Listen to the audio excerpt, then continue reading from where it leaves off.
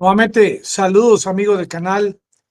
Mi nombre es Santiago Gutiérrez Villegas y hoy les transmito en vivo y en directo desde la ciudad de Medellín, Colombia. Quiero decirles que este canal es un canal de geopolítica donde a diario busco investigar todo lo último en noticias sobre lo que está ocurriendo en los últimos días, más exactamente en Ucrania y todos los países que tienen que ver en esta guerra que se inició el 24 de febrero de este año. Me interesa mucho, por ejemplo, el tema del impacto del dólar, el precio del petróleo, el gas, con el sentimiento de las poblaciones en Europa, en el Asia, en América, sobre lo que está ocurriendo. Y sobre todo, me apasiona bastante el ver a diario cómo los líderes que tienen que ver con este asunto, cómo reaccionan ante este impacto diario de esta guerra y cómo son sus decisiones, qué tanto éxito tienen en las mismas. Por ejemplo, en el día de hoy, más exactamente, los rusos siguen atacando en la zona de Donbass. Les voy a mostrar un mapa. Están atacando esta zona de Seversik. Este es el mapa más grande donde pueden ver la ubicación en la zona de Donbass y sus alrededores. No se puede decir que en los últimos días ha habido o se ha acentuado el ataque de parte de las tropas rusas. Se ha visto inclusive, aunque siguen atacando, una disminución en el uso de artillería y se podría aprovechar estos días para determinar cada kilómetro cuadrado que está siendo controlado por los rusos, el resultado de cuántos soldados mueren, cuántos no combatientes también perecen, destrucción de la logística, del territorio, de las carreteras, puentes, porque evaluando el impacto diario de el resultado de este operativo, este dato estadístico sirve bastante para ser tomado en una mesa de diálogo, en una mesa de concertación, en la que se analice, se sopese el impacto de la guerra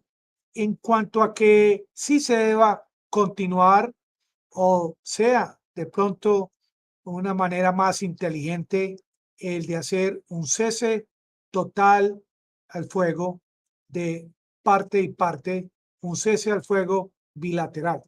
Y sí, nuevamente vuelven las reuniones como la que ven en pantalla. Esta es la famosa reunión del día de hoy en Turquía. Claro que en esta mesa de diálogo donde hay 3, 4, 5, 6, 7, 8, 9, 10, 11, 12, 13, 14, 15, 16, 17. Hay 24 personas. No están dialogando sobre el tema de un acuerdo de paz. Están dialogando sobre el tema de la salida del trigo de Ucrania, que dicen que hay 25 millones de toneladas de trigo en los puertos al frente del Mar Negro. Y este dato es imposible, que haya parte de este trigo en los barcos o en los silos cerca de los puertos, pero mucha cantidad de este trigo está allá en, llamémoslo así, en las haciendas, en las fincas, en los lugares de cultivo. Qué bonito sería volver a ver este tipo de reuniones como la que les acabo de mostrar, pero donde no solamente se discuta el tema del trigo, como en el día de hoy, que estos ministros y funcionarios de la defensa, tanto de Rusia, de Ucrania, de Turquía, participaron para llegar a un acuerdo en la salida, que mucho de este trigo también ha salido de contrabando, como también armas, a pesar de cómo Rusia está con tanto celo cuidando estos puertos controlados para evitar que lleguen armas, siguen también llegando armas, como llegan armas por la parte occidental de Europa. En el día de hoy, por ejemplo, se propuso que en esta reunión que hay que crear un mecanismo para controlar estos barcos que van a ingresar al Mar Negro, que van a ingresar precisamente a sacar este trigo, que no lleven armas, porque una de las propuestas es que Turquía permita el ingreso de barcos al Mar Negro a través de estos estrechos por el mar de Mármara hacia el Mar Negro. Y es aquí, cuando estos barcos llegan al Mar Negro, donde dice Rusia que ellos necesitan estar seguros de que ningún barco que ingrese al Mar Negro lleve armas. Y alguien propuso, no, es que Biden lo que debe hacer es permitir que lleguen barcos de los Estados Unidos armados, barcos de guerra para proteger la salida del grano de los puertos de Ucrania, pero los rusos no van a permitir el ingreso de barcos armados.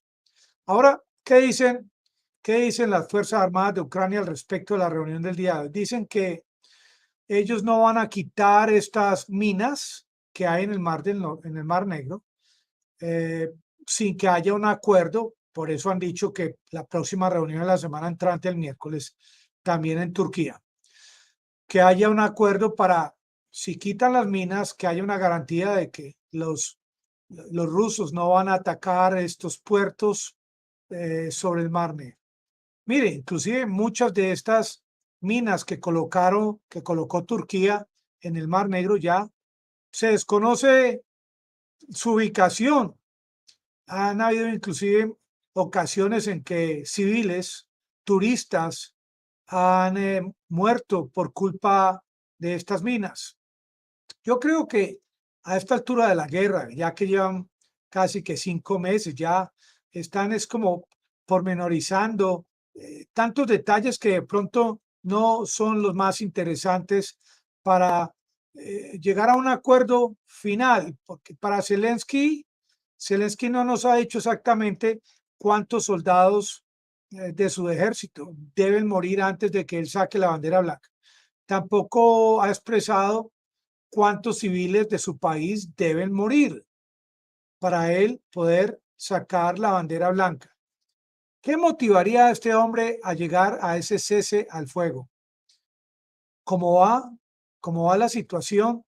Nada de lo que les acabo de anotar sería suficiente para que él contemplara un cese al fuego.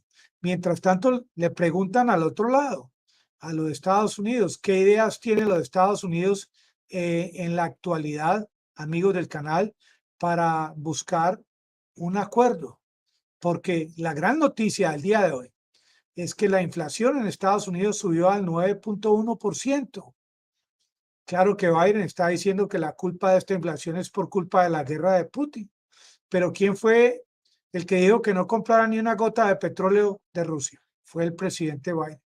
¿Quién fue en el mes de noviembre del año 2021 el que le solicitó al Departamento de Estado de que incrementaran todo tipo de estrategias encaminadas a que Ucrania se convirtiera en un país miembro de la OTAN? Fue el presidente Biden.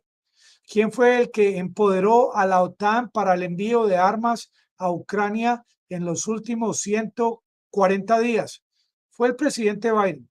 Y ahora está prácticamente como un limonero rogando próximamente allá al príncipe Salmán de que les venda, que incremente la venta de petróleo. Es que el presidente de los Estados Unidos no admite cuando comete errores. El presidente de los Estados Unidos, a su edad y con su experiencia, debe decir, hombre, yo soy el presidente de Estados Unidos, tengo derecho a equivocarme, como recientemente Janet, secretaria del Tesoro, dijo, Janet, yo me equivoqué, como también lo ha dicho Powell, sí, y eso no tiene ningún problema. El hecho de que sea presidente o ministro no significa que no pueda equivocarse. Bueno, vamos a darle un cambio a la situación con base en mi error y vamos a contemplar una serie de estrategias para finalmente no llevar al planeta Tierra a una hecatombe, como es lo que estamos viendo que se avecina. Porque miren, yo les hablo hoy desde Medellín, Colombia. Les digo algo.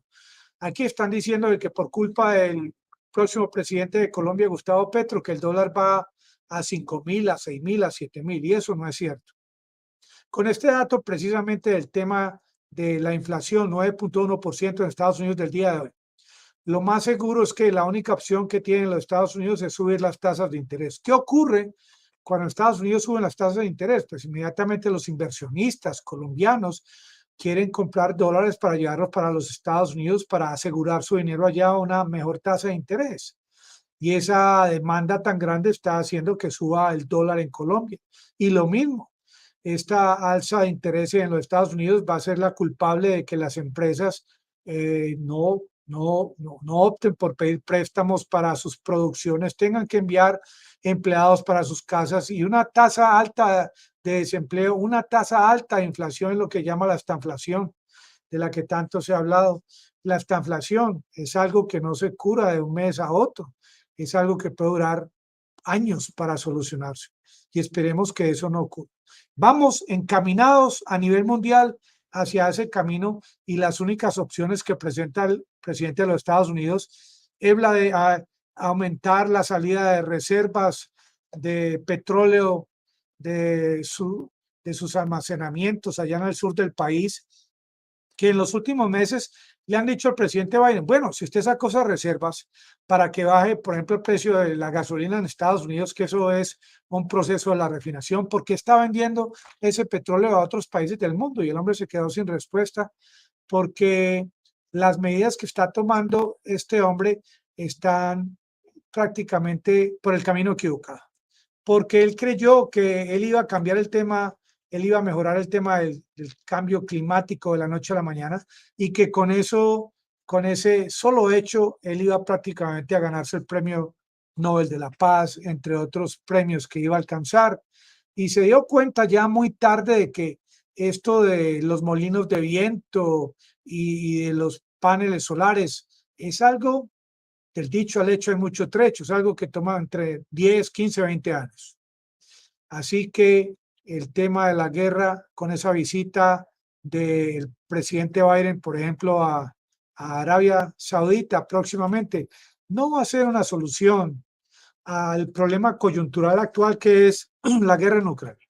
El presidente Biden debió haber enfocado su viaje no a Arabia Saudita, no a Israel, pero enfocarse en el tema actual, que es el tema de la guerra.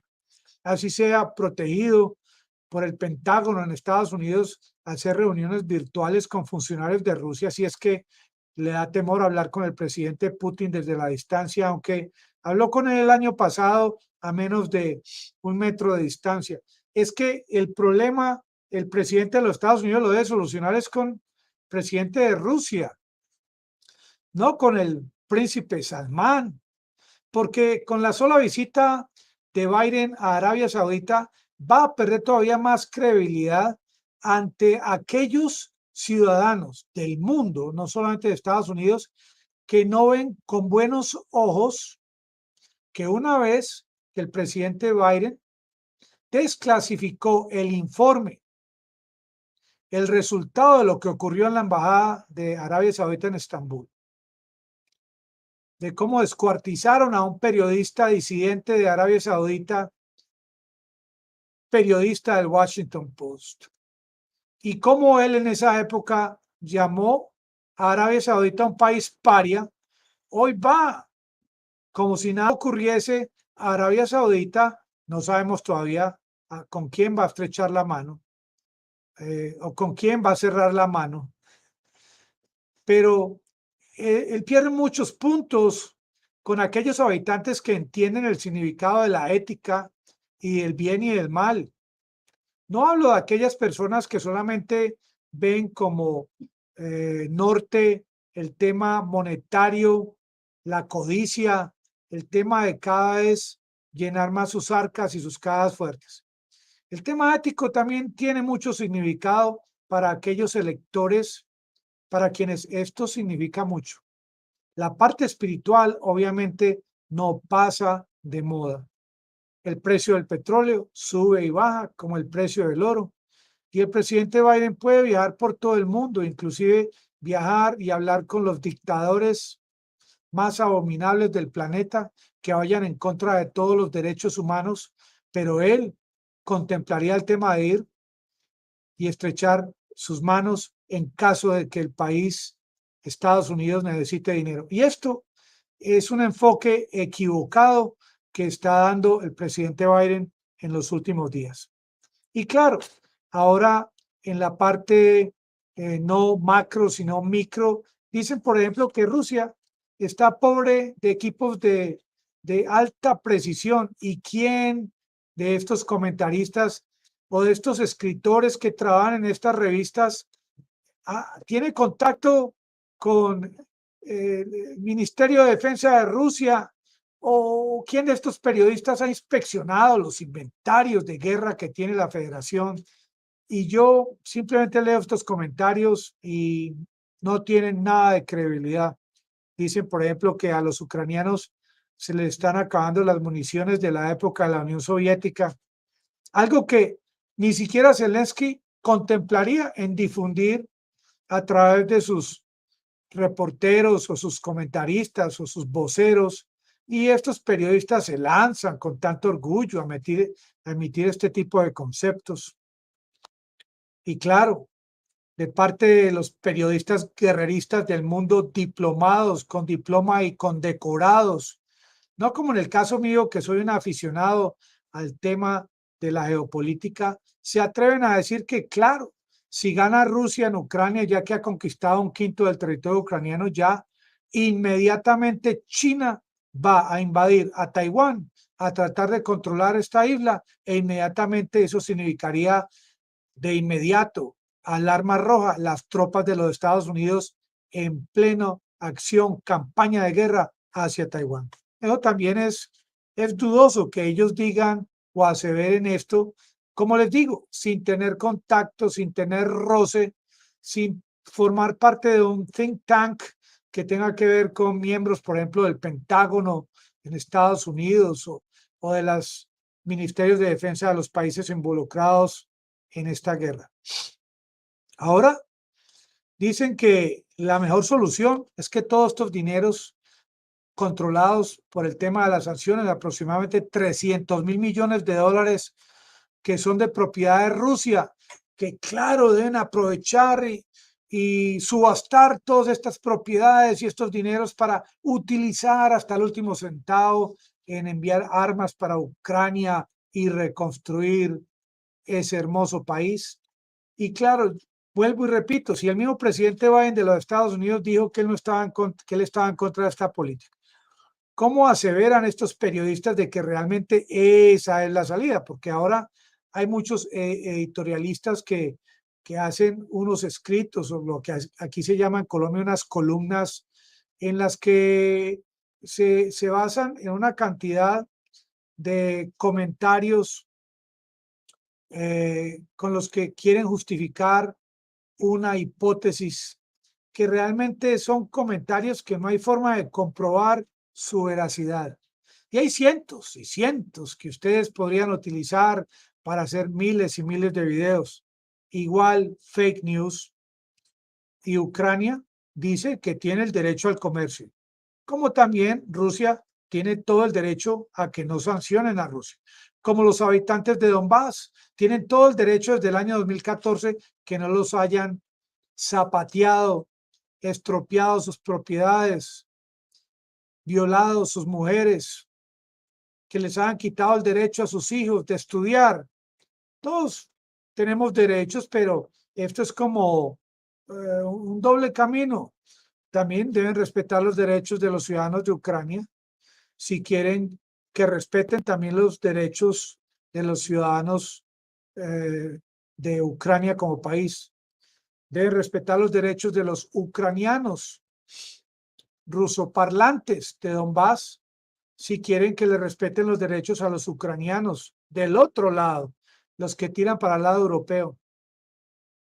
No es que esto es ojo por ojo, diente por diente, sino que a nivel mundial debe haber reciprocidad.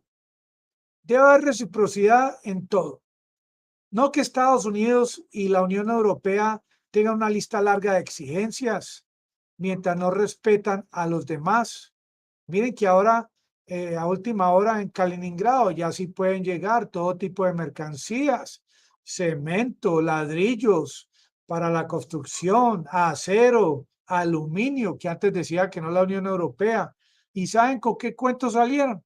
Que no, siempre y cuando que estos cargamentos que lleguen de Rusia no traigan armas. Claro, tuvieron que meter la cola entre las patas, se dice, o los pies, perdonen nuevamente.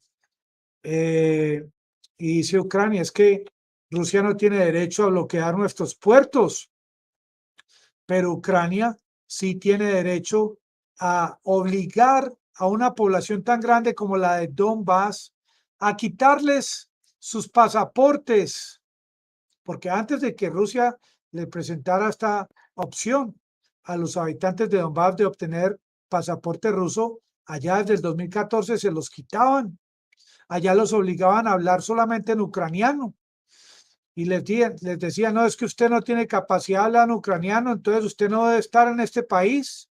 Y los encerraban con candado en los sótanos de las casas, los bombardeaban al estilo Azov, los de los tatuajes, que ahora me imagino que están en Ucrania, estos tatuadores trabajando a la inversa, tratando de borrar todos los tatuajes de estos combatientes que tanto azotaron a esta población de Donbass y que ellos saben quiénes son y que tarde que temprano los van a publicar foto por foto, apellido por apellido, como hacen en Estados Unidos con los violadores que colocan sus fotos en grandes vallas en las autopistas de los Estados Unidos. Y esto tiene sentido.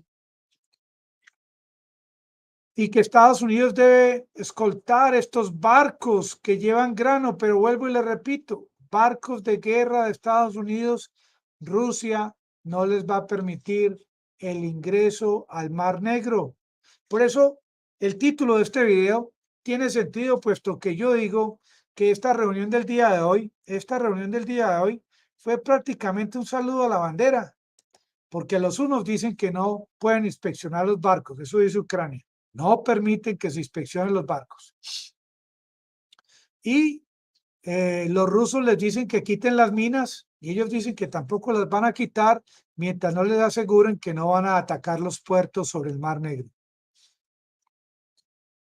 Este puerto de Odesa, aquí desde Medellín, Colombia, es un puerto bastante importante que Zelensky continuar en su afán de lograr retomar territorios controlados en la parte oriental de Ucrania. Rusia podría fácilmente apoderarse de este puerto. Y ahí viene Transnistria, que queda cerquita a Moldavia. Y luego Zelensky va a decir, miren cómo ocurrió, le va a decir allá a los comandantes supremos, mi comandante, vea cómo quedamos sin puertos sobre el Mar Negro. Van a quedar como Bolivia. Y ya va a ser muy tarde y Putin les va a decir, se les ofreció en bandeja de plata la solución y no la han optado. Porque aquellos que dicen que, como decía Boris Johnson, es que si Zelensky negocia territorio por paz, no le vamos a volver a ayudar, no le vamos a ayudar en la reconstrucción. Bueno, ya vamos en el 25%. ¿Qué dirá Zelensky cuando vayan en el 30, 40 o 50%? ¿Qué debe hacer Biden? Le pregunta al pueblo de los Estados Unidos. En primer lugar, Biden debe tomarse unas vacaciones, así sean cortas, para dialogar con expertos en el tema. Debe empaparse con expertos en el tema de la guerra, en economía, en el tema de los hidrocarburos y debe trabajar con sensatez, porque él humanamente y no por su edad, pues él tiene 70 y pico, yo tengo 63, y no pueden tampoco por lo que le está ocurriendo a este hombre despotricar de todos los viejos del mundo. El hombre hay que darle un compás, un time out, como se dice, corto, una semana, 15 días, para que el hombre recobre su vitalidad física y mental y cuando salga nuevamente al ruedo, salga con los puntos sobre las IES, con unas pautas que puedan ser más acertadas y que lleven a su país y al mundo hacia el estrellato. ¿Y qué sentido tiene a un hombre que está agotado prácticamente tarzanearlo, arrinconarlo como lo vemos a diario? Los mismos periodistas de los Estados Unidos están enceguecidos, están haciendo bullying a un hombre que no ha tenido tiempo de pensar. Aquí me decía mi papá, ya fallecido, me decía, cuando le hagan una pregunta que usted no tiene respuesta o una decisión que usted todavía no sabe cuál debe tomar, dígale a la gente, déjeme que yo lo piense con la almohada. Y sí, mi papá tenía mucha razón, porque uno duerme y medita al otro día, o sale a caminar o a trotar y va pensando, va rumiando, como se dice, cualquier problema, y llega a una solución. Biden debe descansar y rodearse de expertos en el tema para luego treparse sobre los hombros de los gigantes en economía, de los gigantes en el tema de la artillería, de las armas, de la diplomacia. No debe depender solamente de un hombre como Anthony Blinken, que realmente, yo no soy diplomático, pero yo pienso, opinión personal, que este hombre no ha mostrado suficiente experiencia, o no ha sido su gestión la más acertada, como por ejemplo el Departamento de Estado. Ahora mi país, Colombia, el 7 de agosto va a darle posesión a un nuevo presidente, sea de izquierda, derecha o de centro. Mi país, Colombia, merece la visita del presidente de los Estados Unidos. No porque seamos un pequeño país y no va a llegar, o porque el presidente sea de izquierda. Vamos a ver a quién nos van a mandar, a cualquier segundón allá del Departamento de Estado, y esta no es la manera acertada, pero sí vi a Biden hoy en Israel, allá estrechando su mano, dando puño, y muy feliz allá con primeros ministros, con el presidente de Israel. Y es que, ¿acaso Israel es un país más importante que mi país, Colombia? ¿O que México, o que Venezuela, o que Jamaica? Yo no estoy de acuerdo con cómo está manejando los Estados Unidos el tema de la diplomacia. Sí sería muy importante que el presidente de los Estados Unidos visite a Colombia el 7 de agosto. Como tampoco a última hora permitieron que llegara Maduro a Colombia, o él mismo fue el que tomó la decisión de no venir en vista de tanta bullaranga, de tanto escándalo. Y claro que a Maduro, como lo tiene enredado con el tema de la famosa recompensa, es mejor, optó por ser más salomónico, decir, no, dejemos que el hombre allá se posesione. Pero yo me refiero es a la forma como maneja la diplomacia Biden, quien en este momento, mientras mueren habitantes en Ucrania, les destruyen sus casitas, se tienen que desplazar, él está ya, me imagino que ya a esta hora, porque yo vi el video esta mañana muy temprano, él debe estar allá gozando de los lujos que le presenta el gobierno de Israel. Mientras tanto, Putin es un hombre que está ganando rublos, euros y dólares con la venta de su petróleo. Precio más alto en la historia, aunque ya está por los lados de 99, 98, es un precio bastante alto. Y ya cuántos meses Rusia gozando de este precio para la venta de su petróleo. A nivel interno, cada día hay más fanatismo en Rusia. Ven a este hombre como un redentor, como un salvador, como un mesías. Opinión que no es mía, sino del pueblo de Rusia. Y en Estados Unidos ven a un presidente con pocas capacidades de reorientar el tema económico, de darle un compás, un aliento, una esperanza al pueblo de que ese sueldito que ganan les vaya a servir para comprar lo mínimo que venían comprando. Ya el verano va en proceso, va casi para su fin, y no pudieron disfrutar de ese viajecito que querían tomar por el alto precio de la gasolina, y muchos a medida que suban las tasas de interés en Estados Unidos, van a empezar a perder sus empleos. Las sociedades democráticas con baja tolerancia no van a aguantar el dolor de tanta presión, de tanta inflación, no van a resistir tantas sanciones. Y estas sanciones que impuso los Estados Unidos a Rusia con el ánimo de ganar esta guerra al estilo Blitzkrieg no han funcionado. Estas sanciones que le impusieron a Putin están afectando el resto del mundo. Este arreglo propuesto hoy en Turquía para el tema del grano no ha dado resultado, como también debieron haber hecho una cumbre para tocar el tema de la paz. Ya Macron no habla, no dice nada de que va a hablar con Putin, no propone a Zelensky. Zelensky ya no habla con los parlamentos. Zelensky está prácticamente enquistado como su ejército con la consigna de retomar un territorio que ya han perdido y con la quimera de que Estados Unidos les va a enviar más HIMARS, más armas de largo alcance, armas que promete Estados Unidos y que nunca llegan. Y urgencia sí la hay, porque Ucrania sabe que ya llega el invierno y que no es lo mismo que se movilicen las tropas en Donbass ahora en el verano que en el invierno. Acuérdense todos los alemanes que murieron en el invierno allá en territorio ruso en la Segunda Guerra Mundial. Y algunos dicen, ¿se acuerdan, por ejemplo, de la guerra de Yom Kippur, que le preguntaban a Nixon, presidente, ¿qué hacemos? Que allá se está perdiendo la guerra. Y Nixon dijo, no, doblen las armas, envíen más y sálganse de mi oficina de inmediato y hagan su trabajo. Pero es que no podemos comparar las fuerzas en esa época de Siria y Egipto contra Israel, como ahora la situación es diferente. Es Rusia contra la OTAN, es Rusia contra Estados Unidos, situaciones diferentes. Y pueden doblar, triplicar, cuadruplicar el envío de armas. Y en esta ecuación de la guerra de Ucrania, no se puede decir que a más armas del mundo occidental, más territorio retoman los ucranianos.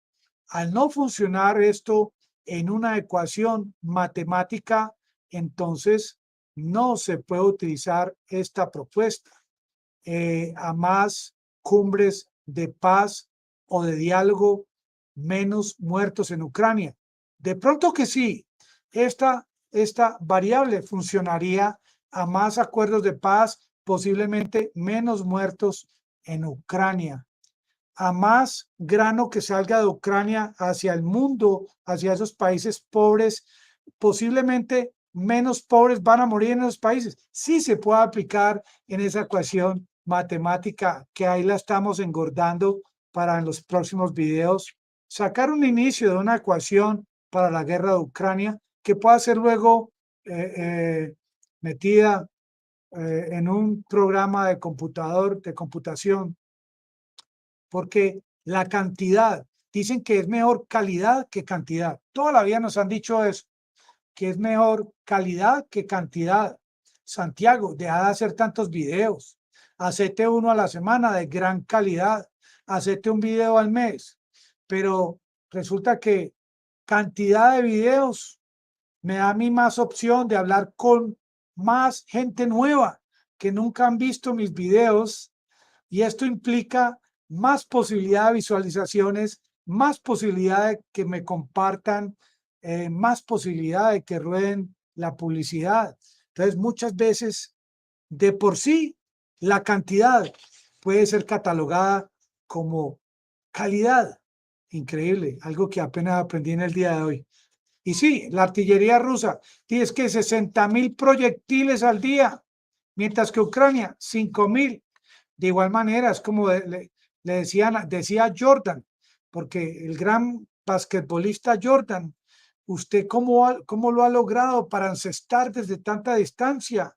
Entonces él decía, no es la cantidad de pelotas que yo tiro, sino la cantidad de pelotas de basquetbol que lanzo hacia la cesta para poder encestar. Y tiene mucho sentido, no es la cantidad, sino el enfoque del esfuerzo de uno. sea en el trabajo, sea en el deporte. Y a Estados Unidos se le están acabando las ideas, el país de las ideas. Yo no puedo creer. No es que se le estén acabando las ideas, sino que los políticos de turno, al estilo Marco Rubio, Bob Menéndez, no permiten que la gente piense. Tienen un solo modo de pensar y es que hay que debilitar a Rusia, acabar con Rusia, así sea que se muera el último de los ciudadanos de Ucrania. Qué modo de pensar tan errático, tan nada lógico. Y estos hombres ganan unos sueldos que nosotros ni nos imaginamos aquí en Colombia, que estamos a 4.000 y pico por dólar. Pero así es la vida. No siempre quienes están ocupando los más altos cargos públicos a nivel mundial son los más preparados y los demás experiencias sean hombres y mujeres. Lo más importante hasta el día de hoy, julio 13 del año 2022, no es el hecho solamente de que subió la inflación en Estados Unidos, no es solamente el hecho de que el tema del calentamiento global quedó entonces para cuándo y que tanta gente va a morir, sino que el tema actual a nivel mundial es que a la gente, a la población del planeta Tierra, en su mayoría se le está acabando la paciencia para la guerra. Amigos, les agradezco su compañía y los espero el día de mañana. Por favor, les pido solamente que dejen rodar los anuncios. Muchas gracias. Para atrás, ni para